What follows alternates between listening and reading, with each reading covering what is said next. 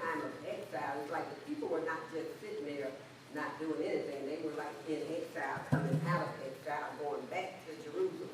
So this is what was happening during the time when we see major prophets, minor prophets, in the Bible, just grouped together. So it's not like stuff just stopped happening and these prophets just started speaking to like open air, I guess, or to the people there. Stuff was still happening. So this is during that time. So that's why this is the work of the Lord and not the people. God is still working. It is God alone who will deliver them from Babylon. So it's still during that time period. So it is God alone who will bring about the glory of the Messianic kingdom. It is God and God alone who will bring about all the promises of the Old Testament. And that's what we have to remember too, that the promises of the Old Testament was God was going to fulfill all of those promises. And so it didn't just stop when they all went into exile, because God is going to fulfill his promise. So it did not stop. It still goes over into the New Testament. So one of my assignments this year is I have to find, in my seminary classes, this is my final couple of classes I'm in, I have to find the Old Testament in the book of Revelation. That's one of my assignments this time. So the Old Testament is still, throughout the New Testament. God is still fulfilling promise.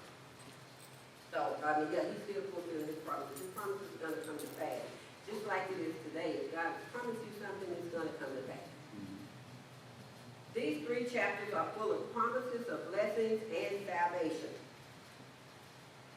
These chapters are significant in displaying the major concern of the entire book of Isaiah, which is the significance of Israel's experience with God for all of human history. It's like in this book we're seeing, like I've heard people ask the question, why did God choose Israel? Why did he choose, or I should say, at the time they were not called Israel, because he chose Abraham. So it's like, why did God choose these people? Why did he chose this particular people? Out of all the people on the earth, why did he choose the Israelites? And it's like Isaiah is more or less told us or telling us that it was for the benefit, so that, he chose 8 people. He chose 8 people so that all the other nations could see him at work through these people. It just so happened these people became hard-headed or stiff-necked and all that kind of stuff. All those other words you want to use. So God chose 8 people. It just happened to be these people because their leader, or I should say their ancestor Abraham was righteous, before God. He was righteous before God. So God chose 8 people. 8 people. And these people were supposed to be the example. But then they started, when they were traveling, going to the promised land, they started living like the people that were around them. They started worshiping all those idols and all those pagan gods and stuff like that, which was not what they were supposed to be doing, but that's what they did. So it is through his people. It wasn't like they were so special, that they were so this, that, or the other, that God is like, I'm just, and then, remember, but that's how big-headed they became. They became like that when he loved us more than he loved anybody else. They became selfish then when they had that type of thought. They thought that they were better than the other nations. They thought that they were better than any other people actually on earth. And Isaiah is trying to remind them, no, that is not why God chose you all. You all were supposed to be his example. You all were supposed to be his, he dwelled with you all. He dwelled with our ancestors. He lived with us because we were examples, supposed to be examples for other people to look at and see how we were living. Then they would have wanted to live like us. And that way they would have been brought back to God like we, by living by our example. But they were hard-headed, stiff-necked. If it is true that Israel's God is the only Holy One and that it is his glory alone that fills the earth and that he is the King of the universe, then what does that mean of Israel, both in relation to God and in relation to the world?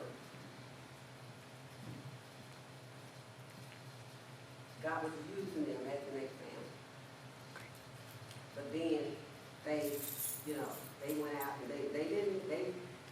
Abraham, they did not live like Abraham, they were just out doing, as they when they went to the promised land, they just started living like the people. They started living like the pagan people. The rest of Isaiah 60 through 66 is an exploration of these issues. We're going to see that as we read it through. We're going to see a lot more of this. There are 8 key items, or 8 key themes throughout these chapters 60 through 66. There are going to be 8 key themes that we're going to look at. Number 1, God will save his people. Those are different things. God will save his people. The second thing, God will give light to his people. And the third thing, God will share his glory with his people. Number 4, the nations will be drawn to what they see of God in Israel. That's what he wants. That's why he chose these Israelites. Other nations were supposed to be drawn to them because they're going to see God in these people. They're going to see how they were being blessed. The people will restore Zion's children to her. The people will bring their wealth to give to Israel's God. And these are those other nations. Then those who had oppressed Israel will be brought low, and Israel will be exalted over them. And then Israel would both experience and exemplify the righteousness of God. The servant with the capital S, becomes the focal